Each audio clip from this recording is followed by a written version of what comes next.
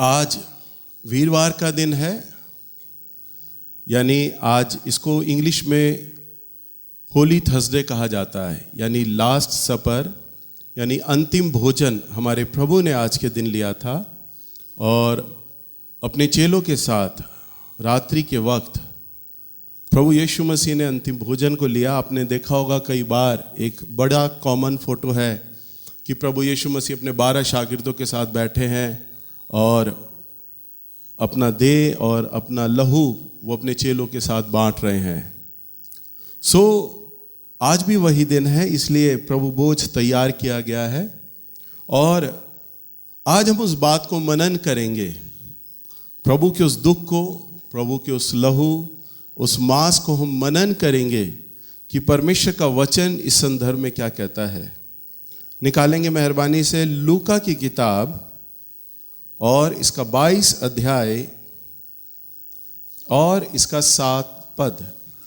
तब अख़मीरी रोटी के पर्व का दिन आया, जिसमें फसह का मेमना बलि करना आवश्यक था। यीशु ने पतरस और यूहन्ना को यह कहकर भेजा, जाकर हमारे खाने के लिए फसह तैयार करो। हाँ, ध्यान से सुने, वचन में क्या लिखा है? तब अख़मीरी रोटी का पर्व आया। कौन सा पर्व आया? अख़मीरी रोटी, यानी वो रोटी जिसमें खमीर नहीं होता। 2 प्रकार की रोटी होती है। आप लोगों ने देखा होगा कि ज़्यादातर मुसलमानी एरिया में मोटी रोटी मिलती है, नान, तो वो खमीर होती है, खमीर वाली रोटी होती है।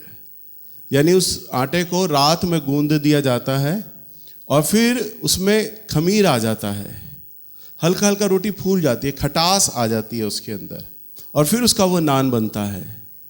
पर जो हम अपने घरों में रोटी बनाते हैं, ताज़ा गूंदते हैं, ताज़ा बनाते हैं, तो वो अख़मीरी होती है, उसमें खमीर नहीं होता, खटास नहीं होती है उसमें। तो वचन में लिखा है अख़मीरी रोटी का पर्व आया, यानी उस पर्व में अख़मीरी रोटी बनती थी, यानी ताज़ा आटा गूंदा जाता था और ताज़ी रोटी बनाई जाती थी। पर वहाँ पर 12 महीने खमीर की रोटी चला करती थी। परंतु उस दिन एक विशेष दिन था जो प्रभु ने, अभी हम इन बातों पे मनन करेंगे कि क्यों अख़मीरी रोटी इस्तेमाल की गई। और लिखा है अख़मीरी रोटी का दिन आया जिसमें फसह का मेमना बलि करना आवश्यक था। 8 पद। यीशु ने पतरस और यूहन्ना को यह कहकर भेजा, जाकर हमारे खाने के लिए फसह तैयार करो। हाँ, प्रभु ने यहाँ पर आज्ञा दी पतरस और यूहन्ना को कि जाओ और जाकर हमारे फसह के खाने की तैयारी करो। फिर उन्होंने उससे पूछा, तू कहाँ चाहता है कि हम इसे तैयार करें? हाँ, अब देखिए, यहाँ पर प्रभु ने आज्ञा दी और अब फसह की तैयारी भी हो गई है और प्रभु ने उन्हें आज्ञा दी थी। हम सब जानते हैं, ऊपरी कोठी प्रभु ने बोली थी और हम सब जानते हैं प्रभु ने अपने चेलों को बोला था कि जब तुम जाके घर के स्वामी से कहोगे तो वो सजी सजाई तुम्हें अटारी दिखाएगा, एक बहुत सुंदर कमरा दिखाएगा, सजाया सजाया आलीशान, और वहाँ पे हम अख़मीरी रोटी यानी फसह के पर्व को मनाएंगे। और हम इसके 19वें पद में हम चलते हैं। अब देखते हैं, हम अख़मीरी रोटी की तैयारी, फसह के पर्व की तैयारी हो गई है और अब हम देखते हैं आगे क्या लिखा है।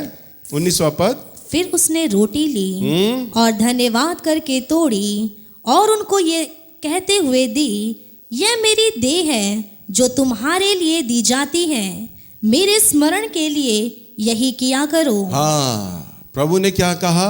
ये लो, ये मेरी वो देह है जो तुम्हारे लिए तोड़ी जाती है। हमेशा प्रभु भोज के अंदर जब प्रभु भोज चलता है, आपको ध्यान होगा मैं यही लाइनें बोलता हूं, मैं ये वचन बोलता हूं। प्रभु यीशु मसीह ने अपने चेलों को रोटी तोड़ा और दोनों तरफ दाहिने और बाएं चेले बैठे हुए थे। प्रभु ने रोटी ली, उसे तोड़ा, 2 भागों में कर दिया, दाएं वाले को दिया, बाएं वाले को दिया और कहा, ये लो, ये मेरी देह है। रोटी को तोड़ा। रोटी को क्या किया? तोड़ा, यानी 2 भागों में किया, चेलों को दाएं बाएं दिया। तब प्रभु ने उस रोटी को लिया, तोड़ा और ये कहा, ये मेरी देह है जो तुम्हारे लिए दी जाती है, मेरे स्मरण में। ध्यान दीजिए, क्या कहा प्रभु ने? क्या शब्द है यहां? मेरे स्मरण में। मैं भी जब ये हमेशा जब देता हूं तो मैं आपको बोलता हूं, प्रभु यीशु मसीह ने कहा मेरी यादगारी में, मेरे स्मरण में ये हमेशा किया करना। हालेलुया। सो अब कुछ समय बाद मेज तैयार है और आप यहां पर आएंगे। ये एक कोई प्रसाद नहीं है कि राह चलता मुसाफिर भी आपको दे और आप हाथ लेके उसे खाओ और चले जाओ। जब हम इस देह और इस लहू को लेते हैं तो हम क्यों लेते हैं? बताएंगे क्यों लेते हैं? क्यों लोगे आप? प्रभु यीशु की यादगारी में। क्यों यादगारी में? क्योंकि उसने मुझ पापी के लिए इस धरती पर आया, मुझ पापी के लिए क्रूस पर टांगा गया, मुझ पापी के लिए अपनी देह तुड़वाई, अपना लहू बहाया। और जब आप उसकी मेज पर आते हैं, आप उसके बलिदान को स्मरण करते हैं। क्या करते हैं? स्मरण करते हैं, याद करते हैं। और क्यों याद करते हैं? मुझ पापी के लिए, मुझ पापी के लिए। प्रभु ने वचन में लिखा, और अखमरी रोटी का पर्व आया। अब हम अखमरी पे जाते हैं। मैंने कहा था ना, मैं अभी थोड़ी देर में बताऊंगा। अखमरी का मतलब ताजा गूंदा आटा। उस गेहूं के अंदर हल्का मीठापन, परंतु खमीर में क्या होता है? खट्टापन। खमीर में क्या होता है? खट्टापन। आपके जीवन में जहां भी खट्टापन है, समझ पा रहे हैं? जहां भी एक माँ बाप अपने बच्चों को सिखाते हैं ना, पापा मेरी उससे खट्टी हो गई, है ना? या तो कुट्टी बोलते हैं, या अब्बा बोलते हैं, या खट्टी या मीठी बोलते हैं। मेरी उससे मीठी हो गई, मेरी उससे खट्टी हो गई। खट्टी का मतलब दोष, लड़ाई, झगड़ा, बैर हो गया। अब अब्बा हो गई, मीठी हो गई, यानी कि अब मुलाकात हो गई है, क्षमा हो गया है, मेल जोल हो गया है। तो अखमीरी जो रोटी है वो मिठाई को दिखाती है, साफपन को, गूंदे हुए ताजेपन को दिखाती है। परंतु जो खमीर है वो खटाई को दिखाता है। तो जब आप प्रभु की मेज पर आते हैं, और हमेशा मैं बोलता हूं प्रभु भोज लेने से पहले कि प्रभु की मेज तैयार है, और जो ये समझता है कि मैं इस मेज के लायक हूं, वही आकर बैठे। जो ये समझता है, समझने का मतलब ये नहीं कि घर से नहा धो कर आए, कपड़ा पहन कर आए और आकर बैठ गए, ना, यहां पर आकर बैठ गए, ना। इसलिए बैठे, प्रभु मैं खट्टा हूं, मेरा जीवन खट्टा है, मुझ में कमियां हैं, मुझ में दोष हैं, और मैं आपको स्मरण करता हूं कि आप मेरी गलतियों के लिए, मेरे अपराधों के लिए मारे गए हैं। हालेलुया। और तब जब आप प्रभु के संग बैठते हैं तो उसको स्मरण करते हैं, उसके लहू को याद करते हैं। सिर्फ मेज पर वो ही आए प्रभु के साथ। आने का मतलब ये नहीं है कि जितने बपतिस्मा पाए हुए लोग हैं वो सभी आ जाएं, परंतु वो आए मेज पर। गंभीरता का विचार ये है, प्रभु वचन में ये बोलता है कि वो आए मेज पर जो अपनी खटाई को दूर करना चाहता है। समझ पा रहे हैं? जो अपने खमीर को दूर करना चाहता है वो प्रभु के साथ बैठे। सो अगर हम प्रभु के वचन में देखें, नए नियम में पहला कुरिन्थियों की किताब और इसका 11 अध्याय और इसके 23 पद में हम एक ऐसे प्रभु के जन की पत्री पढ़ने जा रहे हैं जिसका नाम पौलुस है, जिसने बाइबल के अंदर 13 पुस्तकें लिखी हैं। सो वो भी इस बात को लिखता है। पढ़िए 11 का 23। क्योंकि यह बात मुझे प्रभु से पहुंची और मैंने तुम्हें भी पहुंचा दी कि प्रभु यीशु ने जिस रात वह पकड़वाया गया रोटी ली और धन्यवाद करके उसे तोड़ी और कहा, यह मेरी देह है जो तुम्हारे लिए है, मेरे स्मरण के लिए यही किया करो। इसे बस पौलुस भी क्या कहता है कि प्रभु ने बोला कि मेरे स्मरण में, मेरी यादगारी में यही किया करो। तो आपको क्या करना है जब आप मेज पर आते हैं? किस लिए आओगे? उसके स्मरण में, उसके बलिदान को याद करते हुए। सिर्फ ये नहीं कि अब हमने बपतिस्मा पा लिया है, हमें लाइसेंस मिल गया है प्रभु भोज को लेने का, ना। मेज है, परंतु यहां पर मेमने का वो लहू और वो देह है, अर्थात मेरे प्रभु यीशु मसीह का देह और लहू है। और जब हम इसे लेते हैं बहुत गहन गंभीरता के साथ, प्रभु के सामने पूरी ईमानदारी के साथ हमने इस प्याले में शामिल होना है। क्योंकि पौलुस भी कहता है जब तुम लेते हो तो पूरे उसको स्मरण में लो, उसको यादगारी में, कि वो मुझ पापी के लिए मारा गया। हालेलुया।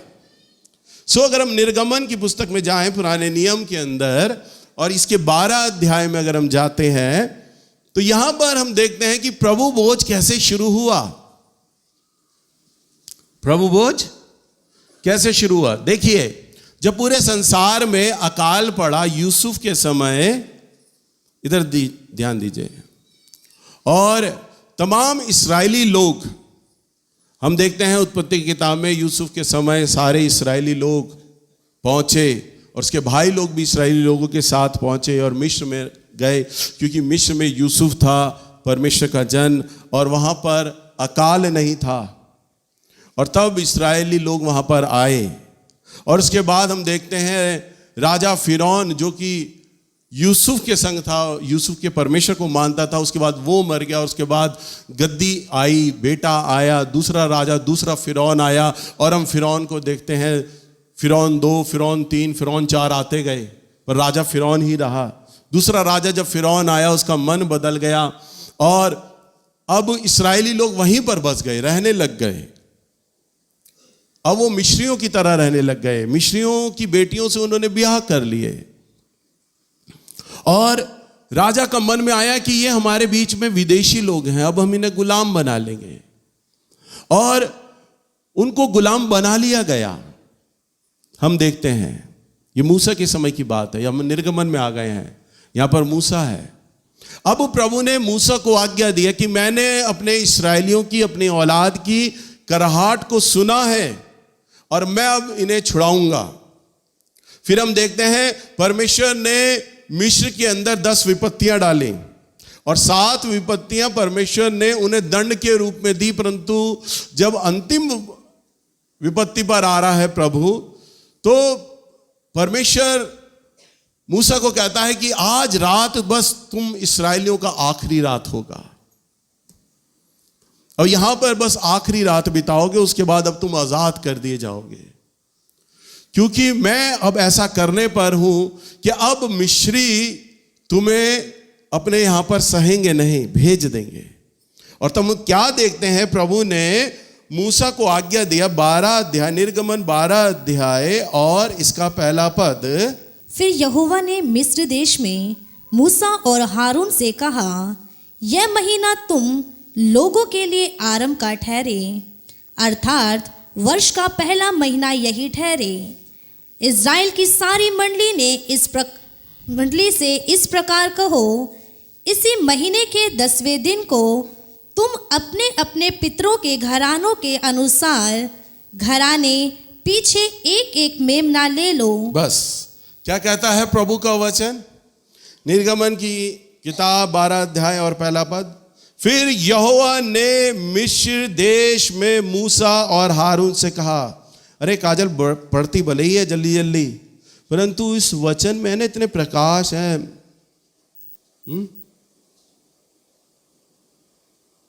देखो पवित्र आत्मा क्या कहता है। मूसा और हारून से कहा, दूसरा पद, कि ये महीना तुम लोगों के लिए आरंभ का ठहरे, अर्थात वर्ष का पहला महीना यही ठहरे। इसमें रहस्य है।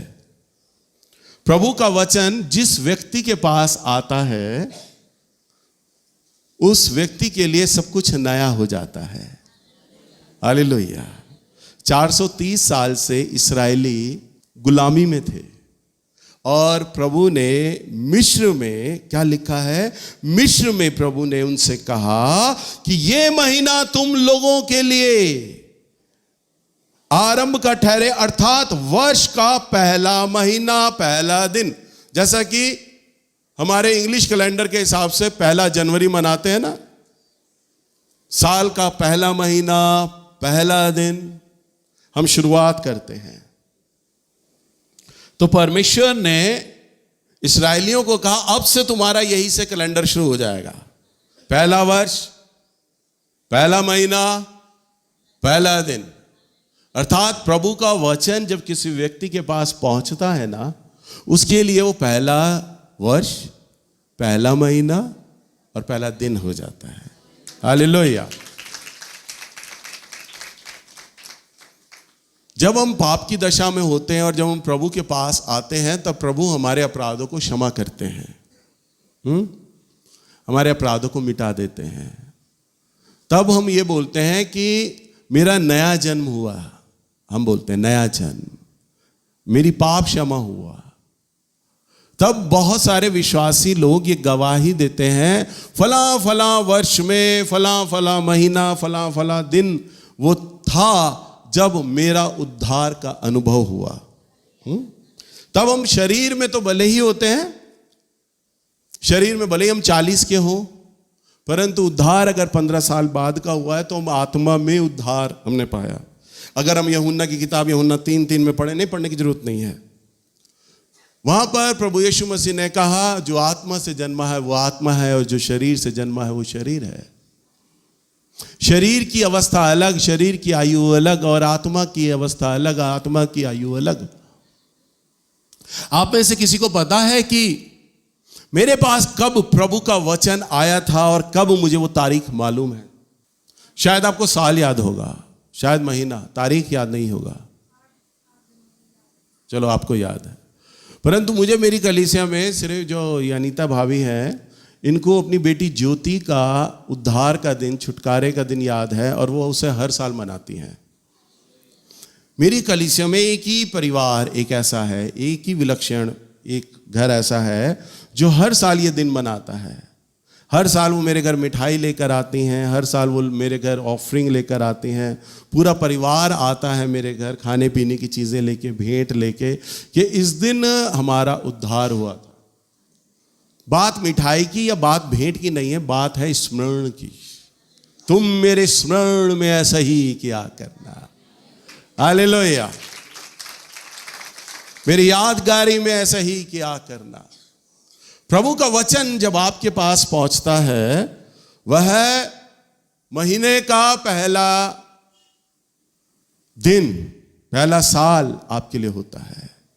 और प्रभु देखो उन्हें आज्ञा दे रहा है मूसा और हारून को, और बोलता है दूसरे पद में कि ये महीना तुम लोगों के लिए आरंभ का ठहरे, अर्थात वर्ष का पहला महीना यही ठहरे। तीसरा पद, इज़राइल की सारी मंडली से इस प्रकार कहो, इसी महीने के 10वें दिन को तुम अपने अपने पितरों के घराने के अनुसार घराने पीछे एक एक मेमना ले रखो। हाँ, 5वां पद, तुम्हारा मेमना निर्दोष और 1 वर्ष का नर हो, और उसे चाहे भेड़ों में से लेना चाहे बकरियों में से, और इस महीने के 14वें दिन तक उसे रख छोड़ना, और उस दिन गोधूली के समय इज़राइल की सारी मंडली के लोग उसे बलि करें। हाँ, यहां पर हम देखते हैं प्रभु भोज की शुरुआत मूसा के जमाने में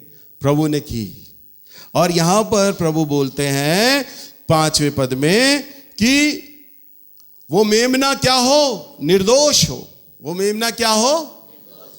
जब मेमना याजक के पास लाया जाता था, तब याजक मेमने का निरीक्षण करता था, चेक करता था किस तरह का मेमना, कान कटा तो नहीं है, मेमने के दांत पूरे हैं, काड़ा तो नहीं है, अंधा तो नहीं है, लंगड़ा तो नहीं है, इसके पूरे बाल हैं, अच्छे से चेक करता था, कहीं से खाज खुजली तो नहीं हो रही, निर्दोष है ना?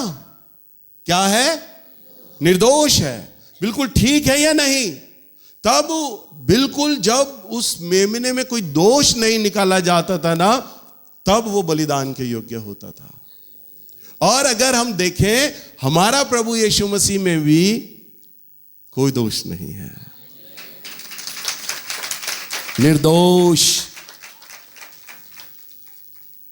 इस पृथ्वी पर मुझे कहते अच्छा नहीं लगता, कितने अवतार आए, दार्शनिक आए, तपस्वी आए, साधु संत आए, ज्ञानी आए, अवतार आए।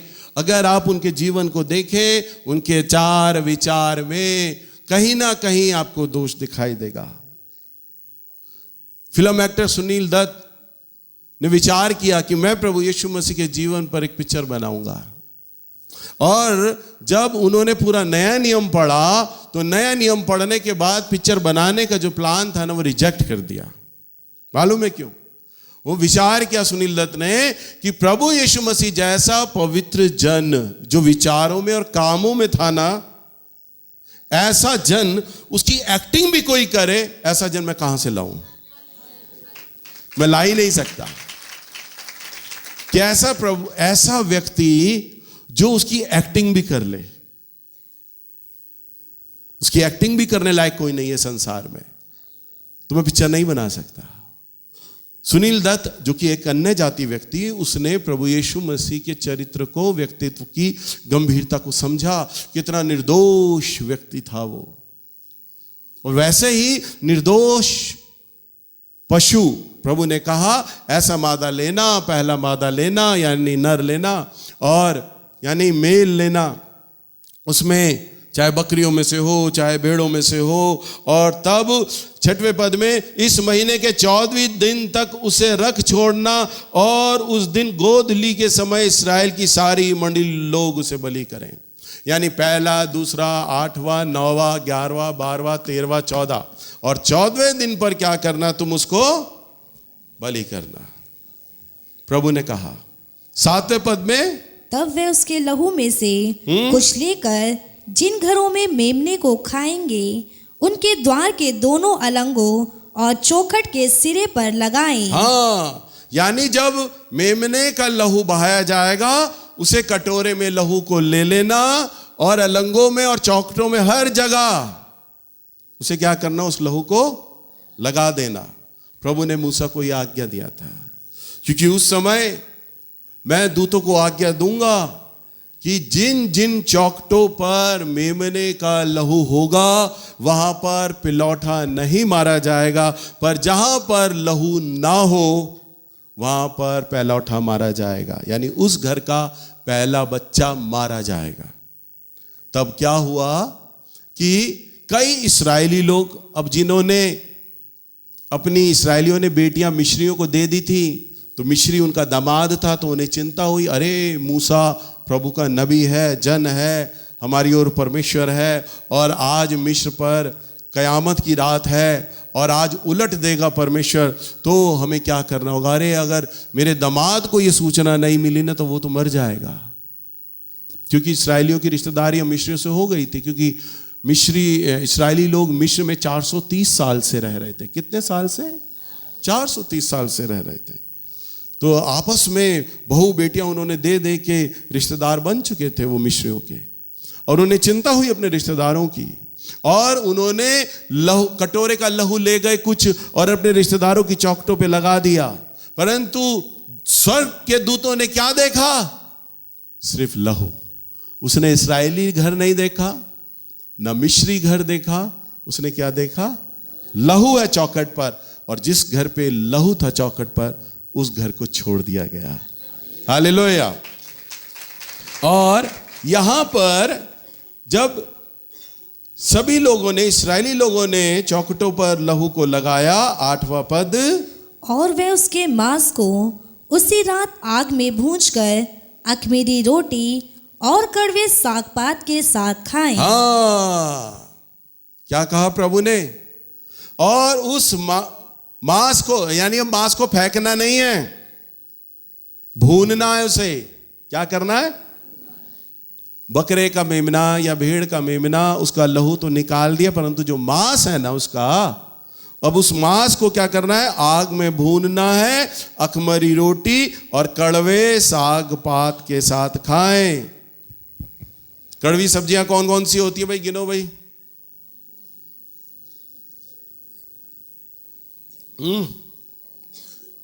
थोड़ी मेथी भी लगती है, करेला तो है ही सबका बाप है, मेथी है ना। तो प्रभु ने बोला कि अब कड़वे साग पात के साथ, यानी जो मिस्री लोग थे, इस्राएली लोग, वो कड़वी सब्जियां भी लेकर बैठे साथ साथ। और प्रभु का जो वचन है वो क्या है? कड़वा है ना। क्या है? कड़वा। एक छोटी सी गवाही देता हूं। एक बार मेरे बेटे को प्रभु जब स्वर्ग में लेके गए, तब प्रभु ने उसके हाथ में रोटी दी और उसे कहा, ले इसे खा ले। मेरा बेटा बताता, पापा जब मैंने उस रोटी को खाया तो खाते वक्त तो बड़ी कड़वी लगी वो, पर जब गई तो गले के अंदर से जब गई तो बड़ा मीठी मीठी लगी। मुझसे कहता, पापा बताओ क्या है वो। मैंने कहा, मैं बता दूंगा। मैंने कहा, मेरे प्रभु ने तुझे क्या बोला? कह रहा, मैंने प्रभु से पूछा, प्रभु ये क्या रोटी है, किस चीज की रोटी है? प्रभु ने कहा, मेरा वचन है ये, मेरा वचन है ये, अब मेरा वचन तुझ में आ गया है। तो कई बार अभी वो आमोस भैया के साथ जब भविष्यवाणी की बात कर रहा था, तो जब उनको वो प्रकाशित वाक्य की तुरहियों का भेद बता रहा, तो आमोस भैया से जब बातचीत उसकी हो रही तुरही की बात, तो उसने बोला कि भैया 5वीं तुरही खोल दी गई है। तो भैया चौंक गए। भैया कहते हैं, हाँ बेटा, कई प्रभु के दास लोगों ने बोला है कि 5वीं तुरही का शब्द खोल दिया गया है। बोल रहे कि मैं भी इन बातों को दर्शन में समझ पा रहा हूं। तो अचानक पवित्र आत्मा ने उसे प्रकाशित वाक्य बोला और ये बोला कि फलाना अध्याय और फलाना पद इसे बता, और उसने फलाना अध्याय फलाना पद बताया आमोस भैया को। आमोस भैया सुन के चौंक गए, करे, अरे बेटा बिल्कुल सही बता रहे हो, 5वीं तुरही के बारे में वहां लिखा है। मेरे को भी एक बार आकर बोलता, पापा आपने दशमांश लेट कर दिया क्या? आपकी बार आकर बोलता। मैंने कहा, इसे कैसे पता चला? मैंने कहा, हाँ बेटा मेरा दशमांश लेट हो गया है। कहता, प्रभु नाराज हैं आपसे, मालूम है। मैंने कहा, अच्छा। उसने कुलूसियों की पत्री बोली, कुलूसियों की पत्री निकालो, फलाना अध्याय फलाना पद, यूहन्ना की अध्याय फलाना पद। मैं बैठ के निकाले, दोनों दशमांश के बारे में लिखे हुए थे। मैंने कहा, तूने कब पढ़ा? कह रहे, प्रभु ने मुझे बोला, क्योंकि प्रभु ने उसे स्वर्ग में रोटी खिलाई वचन की। बाइबल का पन्ना नहीं खोल के देखा, परंतु जब वो कई बार भविष्यवाणी करता है तो बाइबल के पद प्रभु बता रहे होते उसके द्वारा, वो बात कंफर्म कर रहे होते हैं। तो वचन क्या है? कड़वा, परंतु जब जाता है तो मीठा। हालेलुया। और ये जो मेमना है ना, मेमना जो हम पढ़ रहे हैं अभी, मैं बताता हूं, ये मेमना भी पूरा खालिस वचन ही वचन है। हालेलुया। और क्या कहा प्रभु ने 8वें पद में? और वे उसके मांस को उसी रात आग में भूंजकर अख़मीरी रोटी और कड़वे साग पात के साथ खाएं। उसको सिर, पैर और अंतड़ियों समेत आग में भूंजकर खाना। क्या क्या खाना? खा लोगे भाई, तुम बताओ। मटन की चीजें, सिर भी खाओ, पैर भी खाओ, पैरों में खुर भी होंगे उसके नाखून, वो भी खा लेना, कूड़े में मत डाल लेना। आंतड़ियां भी खाना, प्रभु ने बोला। क्या बोला? आंतड़ियां भी खाना, समेत आग में भूंजकर खाना। और आगे? कच्चा या जल में कुछ भी पका कर ना खाना। हाँ, कच्चा मत खाना। कंडीशन है, आग में भून लेना उसे, और जल में मत मिलाना। यानी तरी मत बना लेना कि टेस्ट बनाने के लिए गरम मसाला डालो, ऐसे ही खाओ उसे। सोचो इस्राएली लोग कैसे निगलते होंगे उसे, है ना। पर क्या होता था? प्रभु का वचन है, आंतड़ी कच्ची चबा रहे हैं, जली हुई चबा रहे हैं, गिलगिली लग रही है, मांस खा रहे हैं, सब कुछ। कैसे आप? मैं तो यहां प्रचार कर रहा हूं, लोगों के मुंह बन रहे हैं। अरे प्रभु ने कहा खा लेना, यही तो है परमेश्वर का वचन। जैसा परोसा जा रहा है, ले लो इसे। हालेलुया।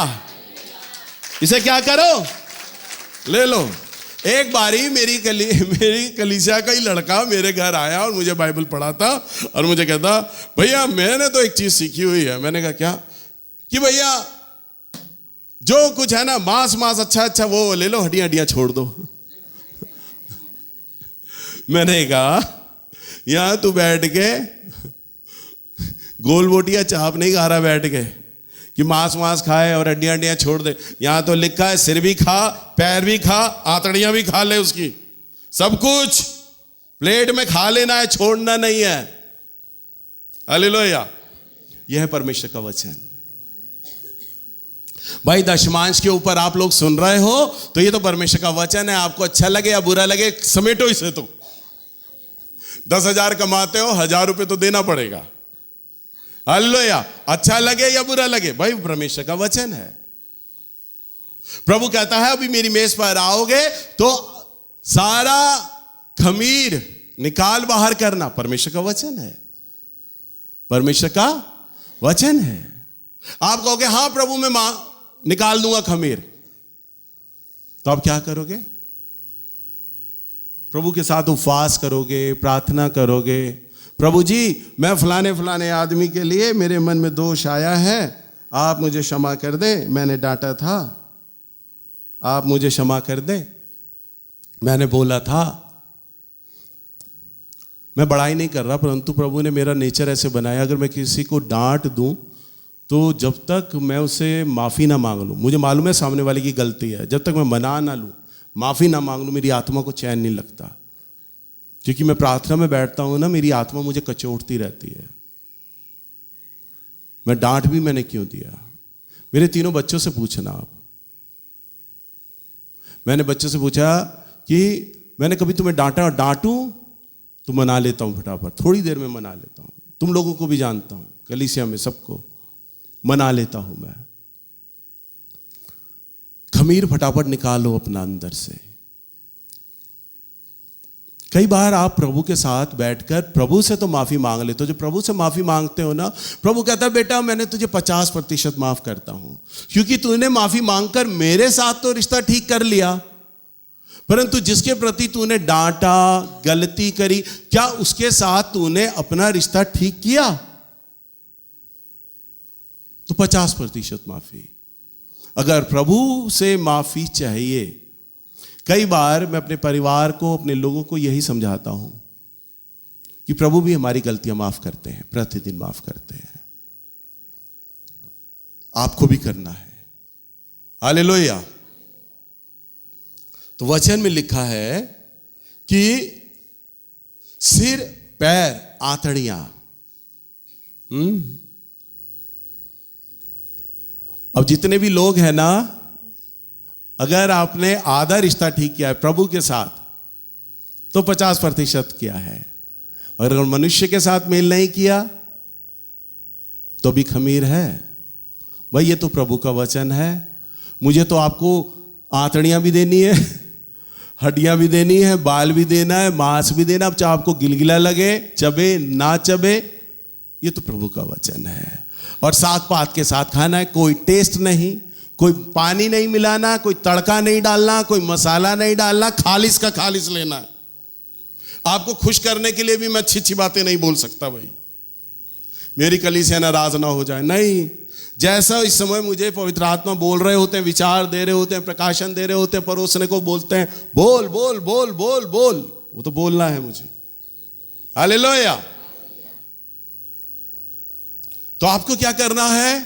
प्रभु का वचन मीठा नहीं है।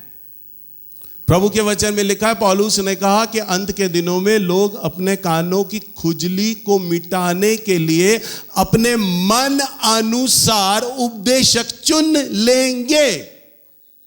क्या लिखा है? अपने कानों की खुजली, बस हल्का हल्का बोलिए, हल्का हल्का दोष लगाइए, बस ज्यादा नहीं। अपने मन अनुसार उपदेशक चुन लेंगे। अरे वो प्रचारक अच्छा है, बड़ी भलाइयां की बातें करता है, उन्नति की बातें करता है, उठाने की बातें करता है, कमी नहीं। अरे परमेश्वर का वचन ही ऐसा है। जब आप उसके साथ बैठोगे मैं कई बार जब मैं भी प्रभु के साथ जब बैठता हूं, प्रभु मेरी गलतियां बताने लग जाते हैं। मेरी क्या करते हैं? गलतियां। मैं जब उपवास में होता हूं, प्रार्थना करता हूं, तो प्रभु मेरी गलतियां बताने लगते हैं, मेरी कमियां बताने लगते हैं। मैं तारीफ तो सुनता ही नहीं प्रभु के मुंह से। तारीफ पता कब सुनता हूं? जब मैं कहता हूं प्रभु मैं टूट गया, अब मैं सेवा नहीं कर सकता, तब प्रभु कहता है तू मेरा अभिषिक्त पुत्र है, तब मेरी तारीफ के लिए बोलते हैं। नहीं तो उससे पहले तो प्रतिदिन कमी, प्रतिदिन गलतियां बताते रहते हैं पवित्र आत्मा, क्योंकि मेरा प्रभु अपने समान मुझे बनाना चाहता है। हालेलुया। मैं मान नहीं सकता कि वो आपकी गलती ना बताएगा, वो आपका खमीर बताएगा। आप जब मेज पर आएंगे तो स्मरण करना। क्या कहता है प्रभु ने? स्मरण करना, याद करना उसके लहू को, कि मेरे खमीर के लिए वो मारा गया था। हालेलुया।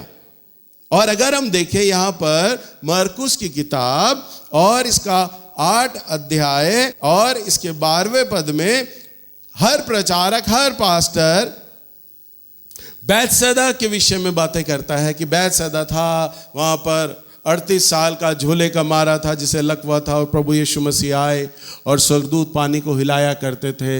हम उसी बैतसैदा की जगह के बारे में पढ़ने जा रहे हैं। लिखा है, पढ़े हो बेटा, मरकुस 8 अध्याय और इसका 22 पद। वह बैतसैदा में आए और लोग एक अंधे को उसके पास ले आए और उससे विनती की कि उसको छुए। हाँ, देखो, अब यहां पर लोग आए और अंधे को लेकर आए और विनती करी कि प्रभु यीशु मसीह को, ये बैतसैदा के बारे में है कि बैतसैदा जगह में लोग एक अंधे को लाए प्रभु यीशु मसीह के पास कि इसको छुए। चलो हम इस घटना को भी आगे देखते हैं, अभी यहीं पे रखना, बंद मत करना बाइबल। मत्ती की किताब 11 अध्याय और इसके 21वें पद में चलें। मत्ती 11:21। हाय खुराजीन, हाय बैतसैदा, जो सामर्थ के काम तुझ में किए गए, यदि वे सूर और सैदा में किए जाते तो टाट ओढ़कर और राख में बैठकर वे कब के मन फिरा लेते। हाँ, प्रभु क्या कहता है? हाय खुराजिन, हाय बैतसैदा, जो सामर्थ के काम मैंने तुझ में किए, यदि वे सूर सैदा में किए जाते तो टाट ओढ़कर राख में बैठकर कब का मन फिरा लेते। प्रभु किसी जगह के विषय में वो बात बोल रहे हैं कि उनका आत्मा रो रहा है उस जगह को देखकर, बैतसैदा को देखकर रो रहा है प्रभु का आत्मा। तो कहते हैं कि अगर जो सामर्थ के काम तुझ में किए जाते, जो तुझ में किए गए, वो टाट ओढ़कर कब का पश्चाताप कर लेता तू, परंतु तूने ना किया। यानी प्रभु अगर उस जगह के विषय में बोल रहे हैं ना, तो वहां पर बहुत ज्यादा बंधन है, घृणित है, वह जगह श्रापित है कि प्रभु का भी मन रो रहा है, पाप से भरी हुई है। सूर और सैदा के समान से भी कहीं ज्यादा बैतसैदा घृणित है। और हम फिर वापस जाते हैं मरकुस की किताब, इसका 8 अध्याय और 21 में हमने पढ़ा था, 22वें पद में हम पढ़ते हैं। वह बैतसैदा में आए हाँ? और लोग एक अंधे को उसके पास ले आए और उससे विनती की कि उसको छुए। हाँ, प्रभु लोग जो है प्रभु अंधे को लेकर आते हैं प्रभु यीशु मसीह के पास कि इसको छुए। हाँ, 23 पद। वह उस अंधे का हाथ पकड़कर उसे गांव के बाहर ले गया और उसकी आंखों में थूक कर उस पर हाथ रखे और उससे पूछा, क्या तू कुछ देखता है? बस क्या लिखा है 23वें पद में? और उस अंधे का हाथ पकड़कर उसे गांव से बाहर ले गया। अब प्रभु यीशु मसीह को गांव से बाहर ले जाने की क्या जरूरत थी अंधे को? अब वहां पे भी तो चंगाई कर सकते थे प्रभु, परंतु प्रभु वचन में, अब वचन है ना, वचन फिर आया वचन, अब वचन की हर एक बात में रहस्य है। बैतसैदा इतना घृणित है, इतना पाप भरा है कि प्रभु ने देख लिया कि मैंने यहां पे इतने आश्चर्य कर्म करे, इतनी चंगाइयां करी हैं, ये सब लोग पापी हैं और अविश्वास में डूबे हुए हैं। परंतु एक व्यक्ति है जिसके जीवन में शायद मैं काम करूं, शायद वो मन फिरा ले, शायद वो बदल जाए, तो उसको वहां के लोगों से अलग किया, उसकी संगति से अलग किया, उसके गांव से अलग ले गया है मेरा प्रभु, वहां के लोगों से अलग ले गया। यानी कि प्रभु जब आपके जीवन में कुछ करना चाहते हैं तब वो आपको आपकी पुरानी चीजों से अलग करेंगे। समझ रहे हैं ना आप? आपके पुराने स्वभाव, पुराना व्यक्तित्व, पुराने लोग, पुराना चाल चलन, वही आपका खमीर, मैं फिर आता हूं, वही आपका खमीर आपको छोड़ना पड़ेगा। अब कई लोग अपने लगातार इस चर्च में आ रहे हैं कई सालों से और प्रार्थना कर रहे हैं, प्रभु आप हमें चंगाई दो, आश्चर्य कर्म करो। मुझे इतने साल हो गए चंगाई की प्रार्थना कर करके, पहले मैं बहुत चंगाई की प्रार्थना किया करता था। आपने देखा अब मैं चंगाई की प्रार्थना नहीं, अब मेरा वचन में बहुत ध्यान है, मैं वचन में बस मेरा ध्यान है, मैं वचन सुनाऊं। चंगाई की प्रार्थना करने का मन ही नहीं करता, लगता है एक मरा हुआ सा ढोल है, बजाना पड़ता है, बस दिल ही नहीं करता। और जब मैं पहले प्रभु में आया था तब चंगाई चंगाई चंगाई सिखाते रहे प्रभु इस बात को।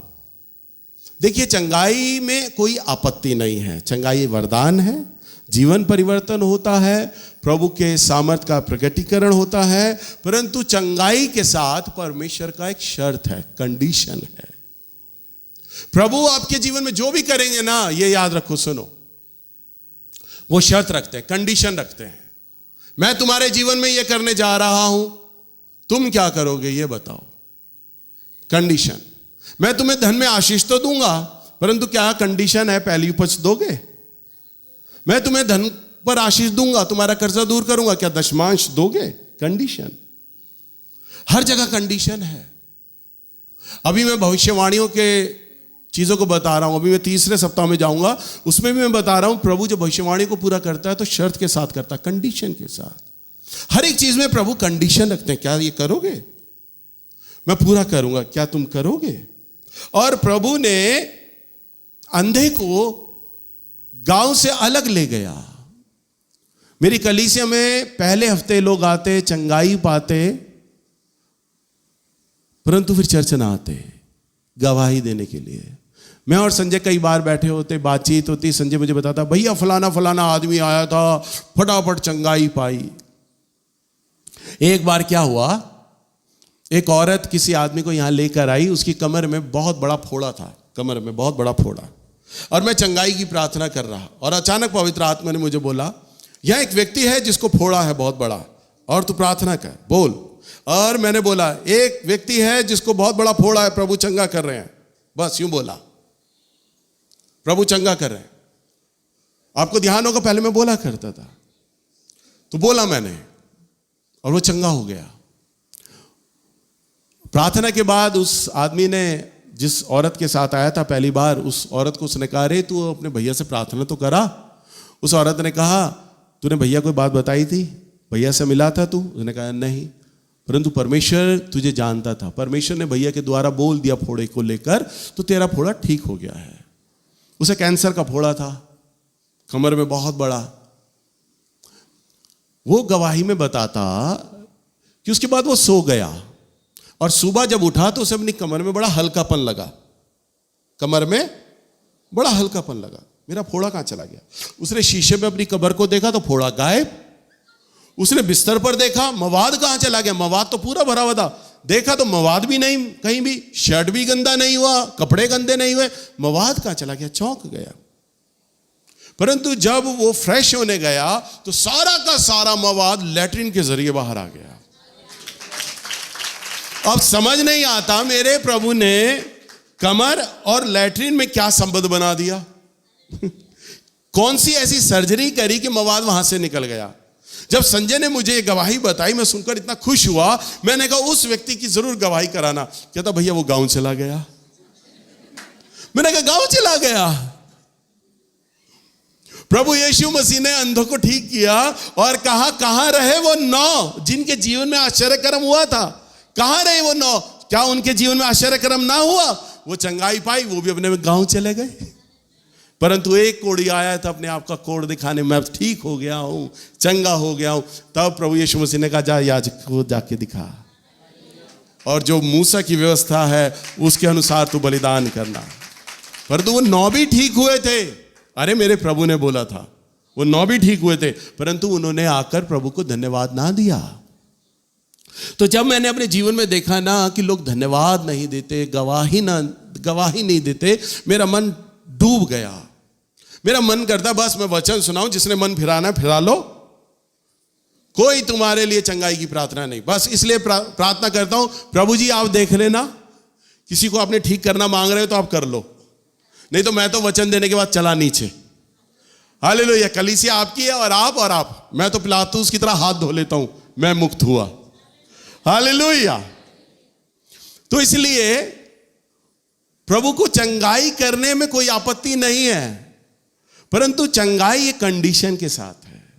अंधे का हाथ पकड़ा और उसे बाहर लेकर आए, और गांव से बाहर लेकर आए। देख मैं तुझे ठीक तो करूंगा, परंतु तुझे अपने लोगों को छोड़ना होगा, अपनी संगति को छोड़ना होगा। ये पाप भरी जो बैतसैदा है ना, जिसके लिए मैं हाय हाय कर रहा हूं, इसे छोड़ना होगा। और तब प्रभु से बाहर लेकर आया और उसकी आंखों पर थूका। क्या किया बताओ, ये अजीब बात लगती है। हाथ ही रख देता मेरा प्रभु है, क्या किया? थूका। अब आप किसी पे थूक दो जरा, पूरा महाभारत हो जाएगा। थूकना कोई आशीर्वाद नहीं होता। थूकना एक घृणित काम होता है। भाई तेजाब थोड़ी ना डाला कि आप जल गए, आपका मांस जल गया, आपके कपड़े जल गए। परंतु थूक को हम घृणित समझते हैं। थूक दिया, मेरी बेइज्जती कर दी, मेरा अपमान कर दिया। लोग लड़ाई कर जाते हैं, कोर्ट केस कर जाते हैं, परंतु यहां पर तो मेरा उद्धार करता उसे थूक रहा है। हालेलुया। उसको क्या कर रहा है? थूक रहा है। और थूक कर प्रभु उसे चंगा कर रहा है। पवित्र आत्मा ये बोल सकते थे, जा तू देखने लग, या मैंने तुझे चंगा किया। उस पर प्रभु यीशु मसीह हाथ रखकर बोल सकते थे, परंतु थूक रहे हैं। थूकने का मतलब कि प्रभु उस पर दिखा रहे हैं, तेरा जीवन, तेरा व्यक्तित्व घृणित है, तू योग्य नहीं है, परंतु जा, मेरी दया तुझे चंगा करती है। और प्रभु ने उसे छुआ और चंगा किया। परंतु जब उसे थूका तब प्रभु ने सवाल किया, क्या दिखाई देता है? देखो प्रभु पूछ रहे हैं। क्या पूछते? क्या दिखाई देता? तो बोलता कि मुझे आदमी पेड़ जैसे दिखाई दे रहे, लंबे लंबे। अरे पहली बार अंधा देख रहा था, उसको पता ही नहीं था आदमी भी कैसे दिखते हैं। पहला एक्सपीरियंस तो उसको कुछ समझ ही नहीं आ रहा। फिर प्रभु ने सेकंड टच रखा, दूसरा हाथ रखा, अब क्या दिखता है? कहता अब साफ दिख रहा है। हालेलुया। तो प्रभु भी हमारे जीवन में कई बार ही हमें सेकंड टच, दूसरे बार छुए जाने की आवश्यकता होती है। हालेलुया। समझ पा रहे हैं ना? पहले बार उसके बुलाने पर, पहली बार उसके छूने पर एक व्यक्ति प्रभु में नहीं आता। जब भाभी भी हमारे पास आई थी तो पहली बार ये चंगी हुई थी, पहला टच। और फिर गवाही देने नहीं आई, बैठ गई, है ना। चंगाई मिल गई थी इन्हें, प्रभु में नहीं आई। फिर मैं पानी पर चला गया प्रार्थना करने। ज्योति पे दुष्ट आत्मा आई। कितने टाइम बाद आई दुष्ट आत्मा? 2 साल। देखो क्या तारीख और याद है। फिर 2 साल बाद जब दुष्ट आत्मा ने इनकी बेटी को बहुत सताया, ज्योति को बहुत सताया, कई तांत्रिक ठीक नहीं कर पा रहे थे, तब इन्हें मैं याद आया, वो व्यक्ति के पास मैं जाऊंगी, उससे फिर प्रार्थना कराऊंगी। और फिर इन्होंने मुझे बुलाया और फिर ज्योति से मुलाकात हुई और फिर मैंने उसके लिए प्रार्थना किया। फिर एज ए सिक्योरिटी गार्ड ज्योति को मेरे घर पे रखा गया और ज्योति के साथ संजय को रखा गया। ये 93 की बात है। ज्योति को मैंने कहा मेरे घर पर रखना उसे, क्योंकि मैं उसे संगति दूंगा, लगातार प्रार्थना करूंगा। नहीं तो मुझे तो पता है दुष्ट आत्मा फिर आएगी, संगति नहीं मिलेगी। उसे ग्लूकोज घोल घोल के देता रहता था और प्रार्थना करता रहता था उसके लिए। हालेलुया। तब सेकंड टच में ये परिवार आया प्रभु में। हालेलुया। और आपको तो पता नहीं आप में तो कितने टच मेरे प्रभु ने दिए तब आप आए। हालेलुया। इसलिए प्रभु ने उसका हाथ पकड़ा और उसे बाहर लेकर गया और प्रभु ने उसे बोला कि जा, मैं तुझे चंगा करता हूं। और मेरे प्रभु ने उसे छुआ और उसे चंगा कर दिया। यह है बैतसैदा की वो सच्चाई कि वो घृणित जगह थी और प्रभु ने आश्चर्य कर्म किया, चंगाई की मेरे परमेश्वर ने। देखिए, मेरा परमेश्वर आपकी आत्मा को चंगा कर सकता है। मेज तैयार है, बस आपको आपके खमीर को दूर करने की जरूरत है। प्रभु के पास प्रभु के अनुग्रह और उसकी दया में सब पर्याप्त है आपके लिए। पौलुस ने कहा, ये कांटा मुझ में बार बार चुभोया जा रहा है, तू इसे हटा ले। मेरा प्रभु कहता है, मेरा अनुग्रह तेरे लिए काफी है। हालेलुया। मैं कई बार जब उपवास में होता हूं, रो रहा होता हूं ना, मैं परमेश्वर से सिर्फ उसके अनुग्रह के लिए ही धन्यवाद दे रहा होता हूं। प्रभु, आपका जो अनुग्रह है ना, ये बहुत मीठा है जो आपने मुझ पर और मेरी सेवा पर बनाया हुआ है। हालेलुया, है ना। अरे उसका अनुग्रह है, उसने वरदान दिए, उसका अनुग्रह है, लोगों के जीवन परिवर्तन हो गए। उसका अनुग्रह है, हमारे चर्च को इतने सालों तक संभाले हुए है। मैं अपने प्रचारकों के साथ जब बैठता हूं प्रार्थना करने के लिए, मैं सबसे अनुग्रह का धन्यवाद देना आरंभ करता हूं। प्रभु, ये दर्शन आपने इतने सालों से संभाला हुआ है, ये आपका अनुग्रह है। मेरे सामने ना जाने कितने प्रचारक, पास्टर, सेवक आए प्रभु के लिए करने, सेवा करने छोड़ दी उन्होंने, आज नौकरी और व्यापारों में लग गया, परंतु मैं जब से तेरे पास आया, तूने मुझे संभाल कर रखा और मुझे सेवा में बनाए रखा। ये तेरा अनुग्रह है। हर बात के लिए मैं अपने प्रभु को धन्यवाद देता हूं, अनुग्रह का धन्यवाद देता हूं। तभी तो प्रभु यीशु मसीह ने पौलुस को बोला, मेरा अनुग्रह तेरे लिए काफी है। उसका अनुग्रह आप सबके लिए पर्याप्त है, उसकी दया आप सबके लिए पर्याप्त है। परंतु जब आप उसके मेज के सामने आते हैं, पूरे ईमानदार बनकर आए कि प्रभु, मैं तेरे सामने और उस मनुष्य के सामने अपने खमीर को दूर करता हूं, मुझे क्षमा कर। तब मैं सच सच कहता हूं, मेरा प्रभु आपके उस अंधेपन को दूर कर देगा। आपको सिर्फ आपका हाथ पकड़ेगा, आपको आपके उस पाप भरे स्वभाव से, आपके विचार से, आपके उस जीवन से बाहर लेकर आएगा और आपको चंगा कर देगा। हालेलुया।